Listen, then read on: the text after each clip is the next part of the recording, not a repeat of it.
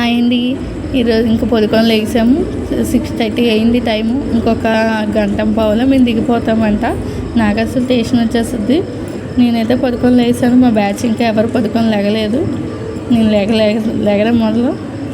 Okay done, దిగిపోయామండి. నాగసలు వచ్చేసాము.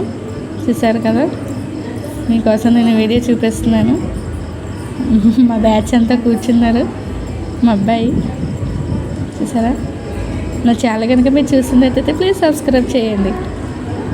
మేము ఇంకా వెళ్తున్నామండి. మేము ఎక్కిన ట్రైన్ ఇదే. మళ్ళీ మాకు రిటర్న్ కూడా ట్రైన్ ఇదే అంట. చూసారు కదా, వెనకంతా మా బ్యాచ్ వస్తున్నారు. నేను వీడియో తీస్తుంటే అందరూ నాకు అసలు ఎలా చూస్తున్నారు చూసారా. నాకు అసలు ఓకే చూసి నా లగేజీ మొత్తం లాక్కొని తీసుకెళ్ళిపోతున్నాం. ఓకే, నేను వీడియో చేస్తుంటే మా వాళ్ళు తెగ నవ్వేసుకుంటున్నారండి. ఒక్కొక్కరికి ఒక్కొక్క పిచ్చి ఉంది కదా, అలాగే నాకు ఇలా ఈ వీడియోస్ పిచ్చి. చూసారు కదా, నాకు అసలు దిగామండి. బండి కోసం చూస్తున్నాము. ఓకే డన్, రెడీ అయిపోయింది మా బండి. అందరం ఎక్కేస్తున్నాము. చూసారా కదా.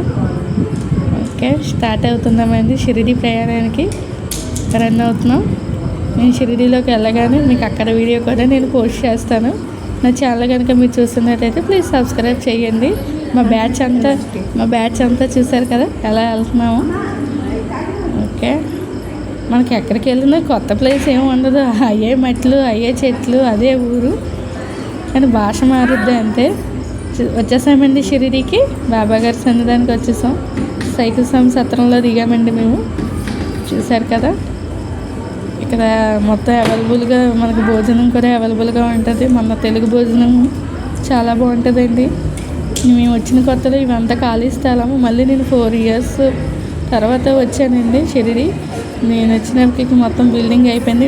ఓకే డన్, మాకు రూమ్స్ కూడా ఇచ్చేసారు. పైకి వచ్చేసాం 4th floorకి. మా రూమ్స్